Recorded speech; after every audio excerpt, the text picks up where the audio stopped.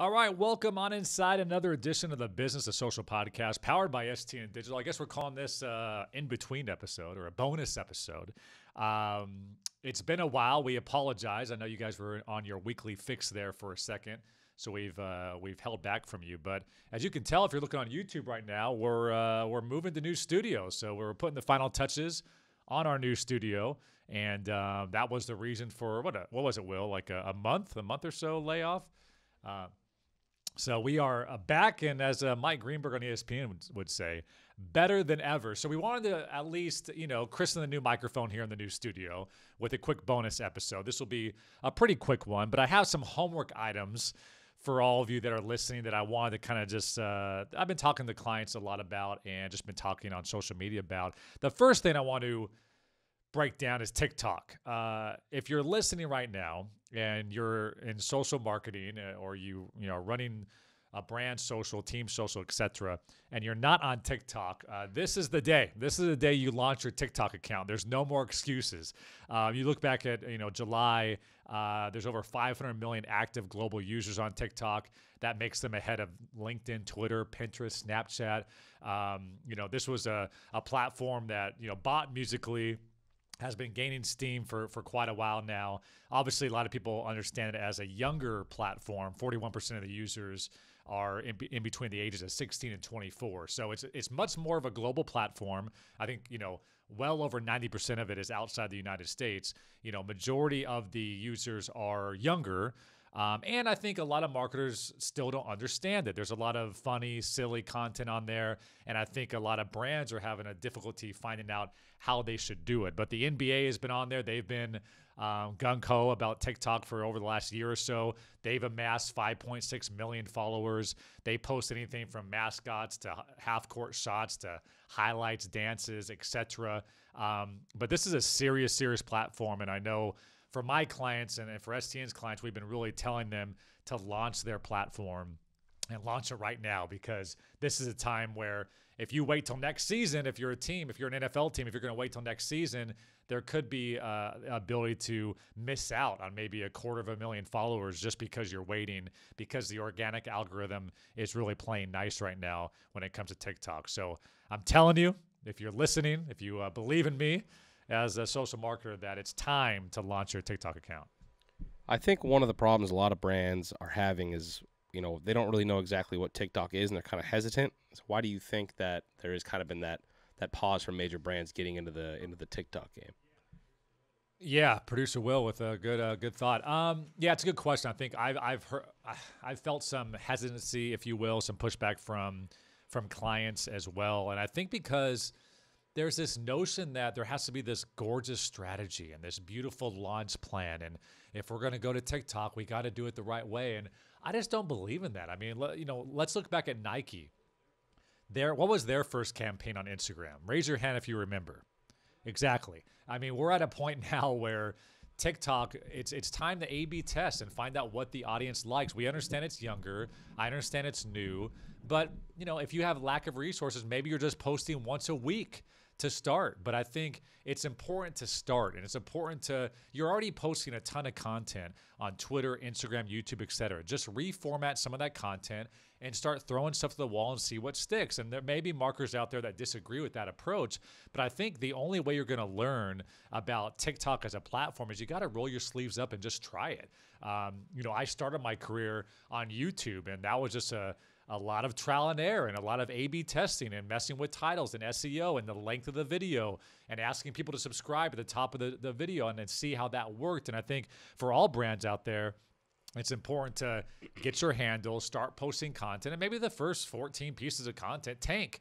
But you learn from that, and maybe one of them did a little bit better than the other 13, and you can build on that in terms of your future strategy. But, I think even an account like House of Highlights, they jumped on TikTok and they gained about 350,000. And then in September, they jumped to 500,000. And currently in October, they're at 1.4 million. They're posting highlights I think a lot of people would argue that, TikTok is not a highlight platform. I disagree. I think everybody likes to see LeBron, jump over 2 people from the free throw line. So that's just something that, regardless of platform, is going to work. But I think for every brand, it's important to start testing things. Nobody's going to remember what your first 25 pieces of content were on TikTok, but people are going to remember that you have a platform, that you have an official place where you can put content on. So if you were running someone's social or a brand's social, and I agree with you in the testing phase, I don't know what Nike's stuff was, but I know now they're great on Instagram. Exactly. So would you have like, Right. all right, let's just do 2 to 3 posts a week, see what works, see what doesn't, and we'll circle back in a month? Or is that too granular even for a testing phase? Yeah, I think the reason why, like you said, there might be some hesitation is the lack of resources and the lack of time to create TikTok-specific content, which I totally understand. So what I would do is I would start playing in that sandbox a little bit with the content you already are creating. So you're creating vertical content for IG stories, you're creating 4x5 for Instagram, etc. Try out some of that content. Like I said, the NBA has almost 6 million followers. Some of their mascot content of Benny the Bull has worked really, really well. But they also have, fans sinking half-court shots. They had highlights last night of the NBA opener with Kawhi Leonard, throwing down a dunk. They have, some of their dancers and cheerleaders doing, some famous moves or pop culture moves. So again, they've tried a lot and they've kind of found out what their rhythm is.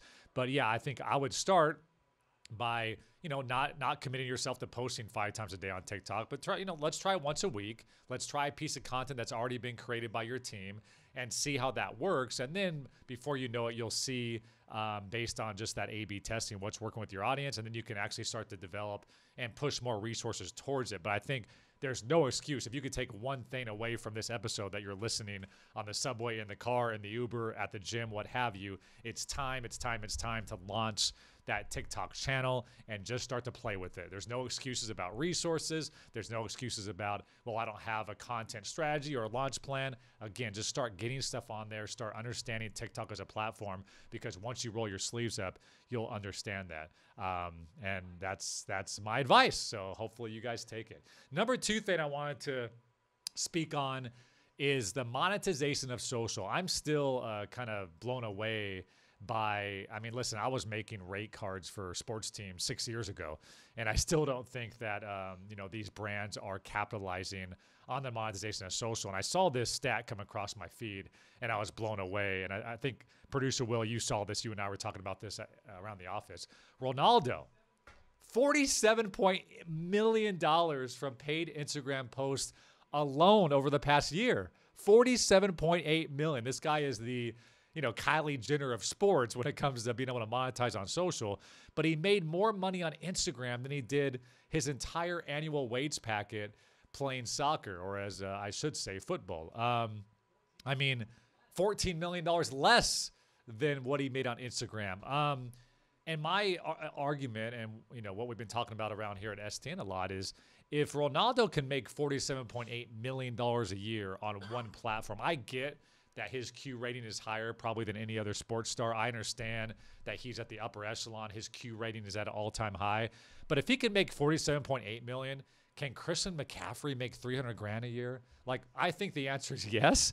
And I constantly see athletes and especially teams not capitalizing on their audience on social. And I think, billions of dollars are being wasted every single year simply because people are not creating systematic content that can a brand be attached to it. So when I saw that number, I'm like, again, he's a big name. He is that Kylie Jenner of the sports world in terms of, people wanting to partner with him. But I think as you go down the list and you go down the Q rating scale from Ronaldo to LeBron down to maybe like I said, a Christian McCaffrey, not known by a lot of fantasy football players out there, but those guys should be making at scale a lot less, but they should be making something. And I just don't see a lot of athletes doing smart branded content. And even now you have apps like Cameo where anybody can go on. Like I saw Enes Kanter charges $50 a Cameo, and if your family member is a big Celtics fan and you get him an Enes Kanter Cameo, so maybe a starting point, but why do you think some of these athletes, you see a number like $50 million? What do they just not have a social team? Do they not know how to do it? What's the reason they're so hesitant? Well, athletes is one thing. I think sports teams, I don't think it's lack. They understand that they can make a lot more money on their social teams. I think there's, like any corporation, right? There's lanes, and you have the sales team that is focused on traditional sponsorship, and their commission is tied to that. I also think there's a barrier in terms how to sell social, how to sell digital. If you've never done it, or you traditionally have sold in arena ads and billboards and things like that, it's very difficult to then not only sell digital, but understand the terminology and look at an opportunity like, wow, we're doing this weekly series. Let me package this up, make it pretty, much like a Bleacher has done or a Complex has done, and let me get it out to some of my main sponsors. So, the people I talk to in the industry, unfortunately, the lines are very clearly defined between social marketing and digital, and sales and sponsorship. And those two sides are not talking enough, A. And B, there's not really someone on the sales or sponsorship side that's gung-ho on selling the social content. So there's a barrier of entry there. I think from an athlete standpoint, I just think, historically athletes have been somewhat cheap, and they don't want to pay an agency or a big sum to create high quality content or systematic content. However, I do think by simply creating a couple pieces of systematic branded content, that can pay for your entire content bucket or strategy for an entire year for an agency or a person or what have you to help run your feeds and help develop those content calendars for you. So I think that's the game plan, is like use a couple pieces of branded content to really fund your entire year of content and strategy and production budget. If you're an athlete, we've seen it, right? We've talked about on this show, LeBron, Durant, etc. These guys are becoming media companies, and there's no reason at the lowest level, every athlete that has any type of following should be looking at themselves as a true media company. So what do you think for the future? Is that going to change in a year, 3 years? Are you going to have Christian McCaffrey is going to be all over Instagram and have systematic content like that, or is it going to be more of the same? I think it has to. I think, what I've always said is, as larger brands start to invest more on digital and social, the script will start to flip. I always thought it was going to happen quicker because, like I said, I'm creating these rate cards 6 years ago, and I still don't see, brands, implementing it enough. However, I do think, if you're the LA Lakers and you have a great relationship with Jack in the Box, and they have a lot of, court signage, and they have a lot of, Jumbotron activations. Once Jack in the Box starts saying, what are you guys doing on social? How do we become part of Instagram? Why can't we sponsor that LeBron highlight of the night? Once I think the sponsors start asking their sponsorship and sales reps, we want to be involved here, then I think the sales teams start to kind of revolutionize their packaging and understand that that's a huge monetizable asset. That's on the brand and team level. I think on the athlete level, I think, there's going to be more players. We keep on using Christian McCaffrey, Keenan Allen, who, some of these, B-list athletes that aren't as famous as the LeBrons of the world, they're going to start to see the stats like Ronaldo and like, how do I get a piece of that pie, and hopefully start to take themselves seriously. And I really do believe what LeBron is doing, what Kevin Durant is doing in terms of being their own media company. A lot of these athletes, OBJ's kind of doing this as well.